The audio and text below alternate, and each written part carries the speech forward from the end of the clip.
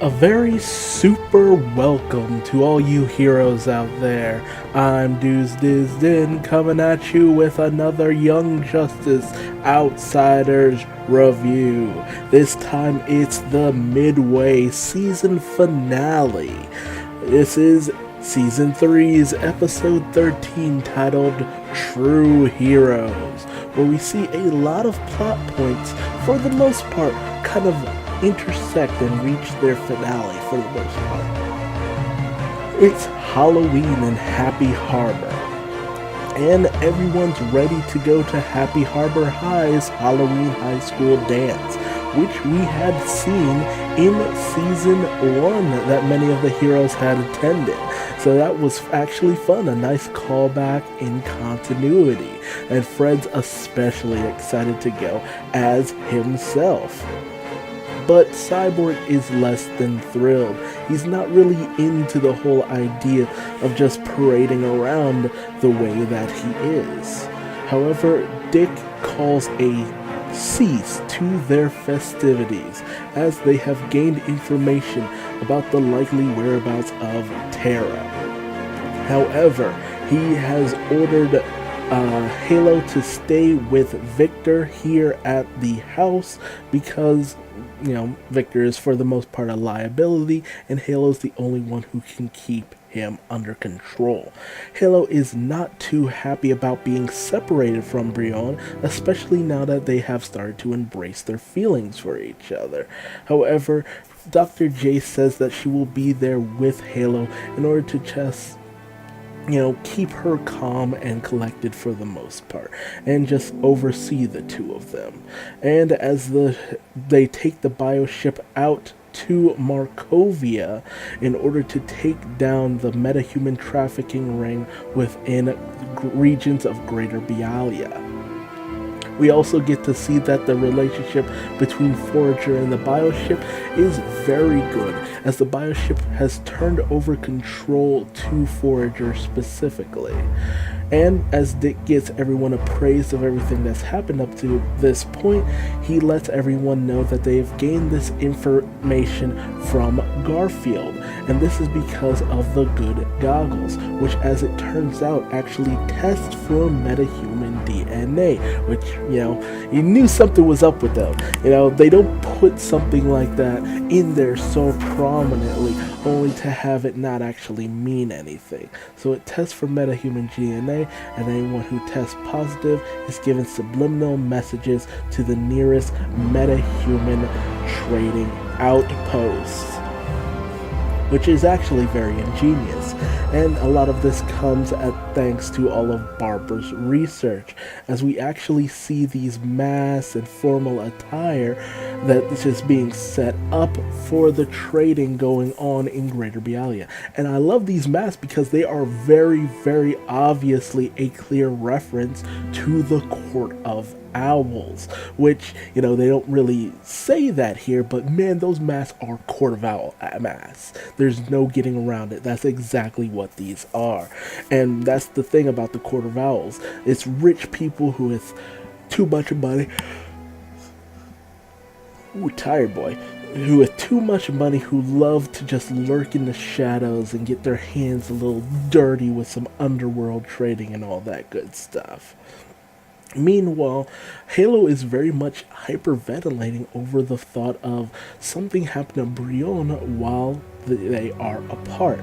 Dr. Jace does her best in order to try to calm Halo for the most part, recounting how she, used to do her best in order to pamper and just, for the most part, be with Terra when they were still together, and the fact that she cared very much for Terra, and still laments the fact that Terra ended up being taken away. A lot of what she did for Terra, and she feels as though she's failed because of what's become of Terra Markle. But, ultimately Halo kind of lets her guard down, not understanding her more human feelings, given the fact that technically she was born not too long ago. And Dr. Jace laments the fact that ultimately it's because Halo's emotions, it's a teenage body, and her hormones are interfering with her powers. And unfortunately, thanks to that, the Father Box in Halo comes to the realization that his nemesis, the Mother Box spirit within Halo, is incapacitated, and this is its chance to strike. Meanwhile, at the Greater Bialia province of Alcaraya, the team goes in undercover, with Dick sending out a small drone to observe the goings on here, with the various members of the bidding underground, wealthy community gathering, and the team Onslaught all getting as protection. So there's some fairly good heavy hitters right here. I also gotta make note that the Terry twins look very different than what they used to, especially Tommy. Like, Jesus friggin' Christ, this guy has bulked up a little too much. Tuppence is like a moderate bulk, but Jesus, Tommy is now overtaken Mayhem in terms of bulk, which I didn't even think was possible. So a very interesting collection of people.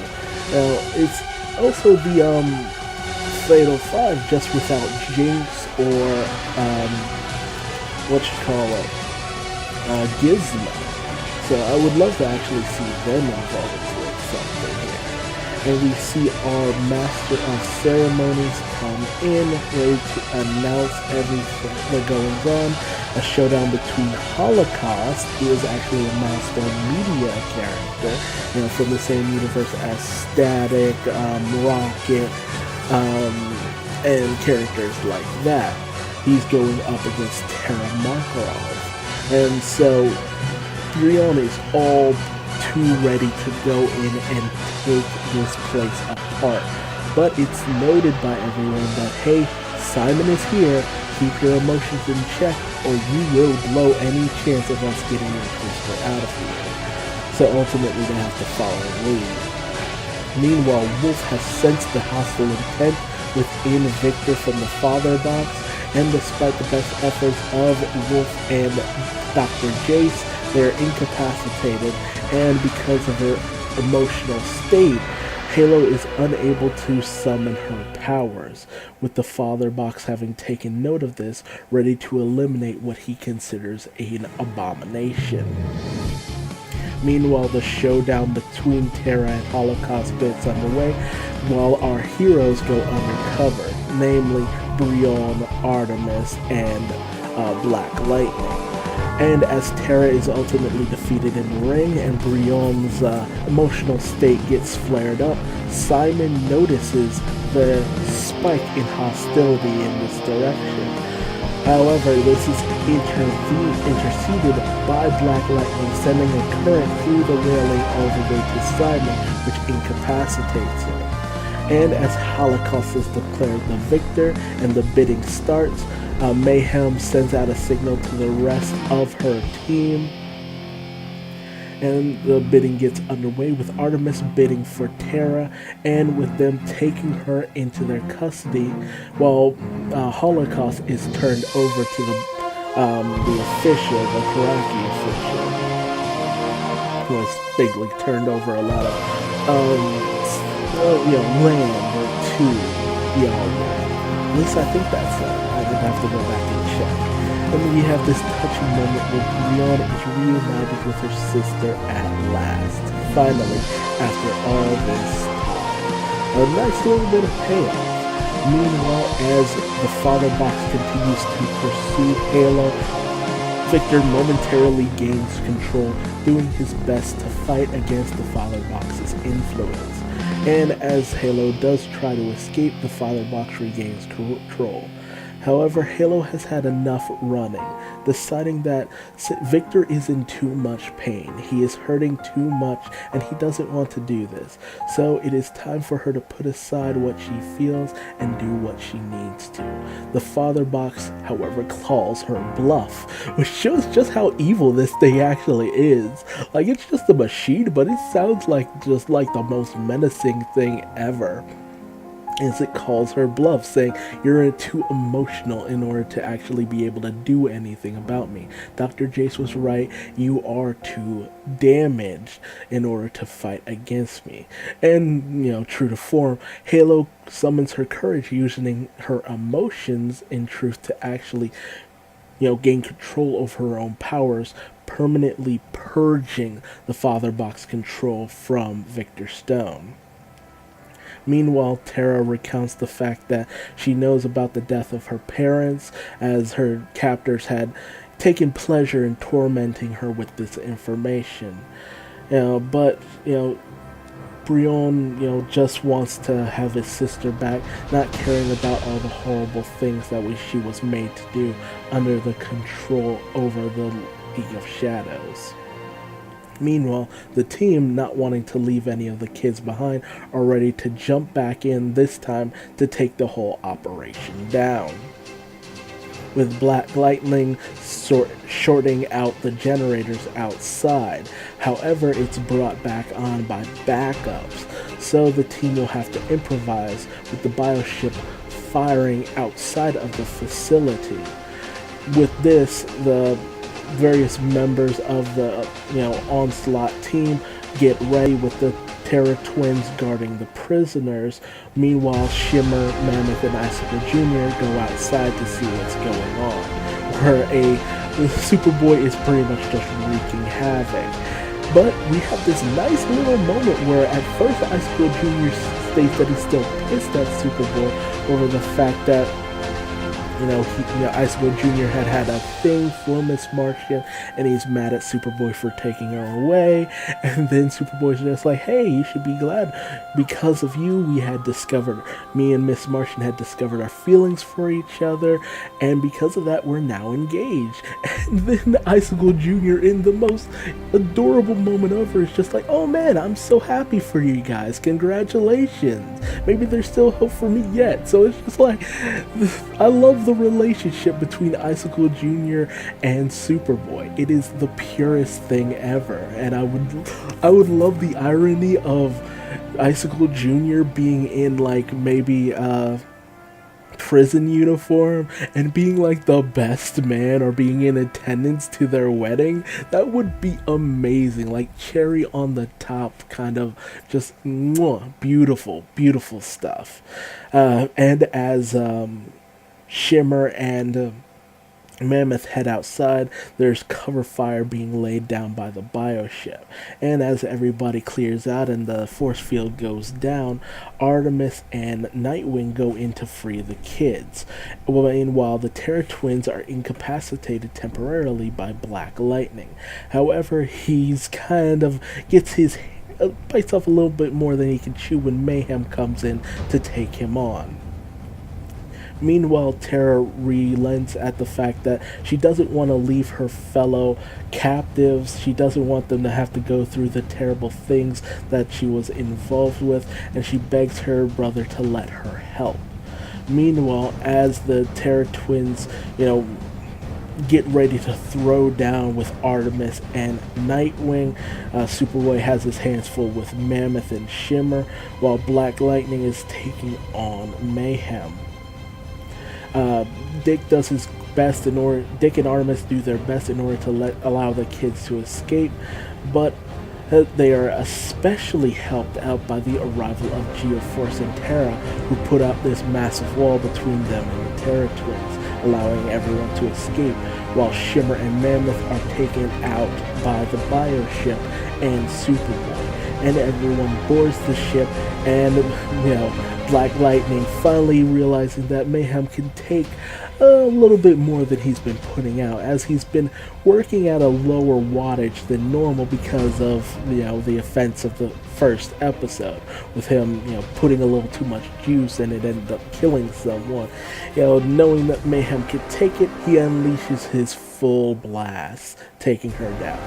And as the kids are thankful to Geoforce especially for rescuing them, they are released as everyone meets up, recounting the facts of everything that has happened during this day, with the mention by Victor and Halo that Victor has been fully purged of the Father Box's control. And Terra and Dr. Jace have a heart-to-heart with the fact that Dr. Jace had only, activated Terra's metagene because there was the threat of them killing Terra. So, there's this reconciliation between the two of them because of this, and they have this nice little sweet moment. And Geoforce introduces Halo to his sister as his girlfriend, much to the delight of Halo. However, now Connor has to kind of explain to him again all the events that have gone on inside their house over the past day, as everyone else was off on a mission with the Justice League to take down various other, goodness, deep metahuman trafficking depots across the world. But Nightwing, closes things out by saying to Artemis that there's the possibility that Halo, Forager, and Geoforce might be ready to fully join the team. Especially now that Halo has fully embraced being where she's at. Geoforce now has his sister, and he can, finally start to move forward. And Forager, he'd do well with the team. They've shown the potential. However, we then see the next day, while Halo is asleep, Terra is also boarding at the Harper residence, and she makes a call out to, of all people, Slade Wilson, Deathstroke. This is a very interesting turn of events, as I was actually questioning a lot of things during the course of this episode as it went on, because it felt like things were wrapping up too well. We were putting this nice little bow on this whole situation. It's like, oh, Geoforce got his sister back. Victor has been completely purged. Halo has come to terms with her being, part mother box and all that good stuff. Forager has found friends and family, people he feels he truly belongs, unlike on New Genesis. All this stuff is just wrapping up, and even Nightwing is fully starting to commit to the idea of being a leader. And so it's just like all this stuff is just like, oh, this is being wrapped up very neatly. But then there's still Terra, and every other incarnation of Terra ultimately betrays everyone to Slade. And I'm just like, man, this episode's actually going to end without some kind of turn happening. That's amazing. And then we get this scene, and I'm just like, dang. Yeah, I should have known. Y'all almost had me fooled. I was going through this just like, man, this is just gonna be wrapped up, ain't it? And then bam, that stinger at the end of all things. But I love this angle because it doesn't involve the emotional state of Garfield and his relationship with Terra. There's this difference. Unlike with the original comic, and Teen Titans, and even the Judas Contract movie that came out not too long ago. Here, there's a little bit more going on with Terra. We actually have the involvement of her brother, who has never been involved in any events that went on with Terra. We almost never actually see Geoforce and Terra in the same place at any point in comics history, not that I know of, because during her original period she died before he was even introduced, I think. And not to mention, he wasn't in Teen Titans, and then when it came to Batman Brave and the Bold, where Geoforce appeared, we had no mention of Terra, and in Judas Contract there was no mention of Geoforce. But here, there's the involvement of her brother, who she's ultimately going to betray, and Garfield's not going to really be involved because ultimately he's in a relationship with Perdita. So there's that, differentiation between those two story arcs, and it gives an interesting angle that I'd always wanted to see, because time and time again Geoforce is on the lookout for his sister, who's never around. I don't think I've ever read a comic where those two have been in the same place. If there is one, let me know. But time and time again, there's some intervention that never allows them to meet before Terra ends up up dying or something. And hell, even in the new continuity right now, Terra's alive, Geoforce is, ruling around in his country, but the two have never met or talked to each other or anything, and it's always driven me crazy. That's why it makes such a landmark event to have this judo contract type story happen with the involvement of Geoforce. It's something that I feel should have always happened, but it never really has happened as far as I know again. And I'm interested to see where the team goes with this, because it's an interesting angle to do. Terra has infiltrated them in order to be able to keep tabs on Dick Grayson's team, because the Light has been interested in what's been going on with Dick Grayson's team. And to have this traitor that we know. But I love the fact that also that they're not keeping anything like under wraps. It's just like, yeah, of course, if you know anything about comics or any kind of media that involved Terra, she was going to betray them at some point. But they're getting it all out in the open, just saying like, you know what's going to happen. Just sit back, relax, and watch the magic.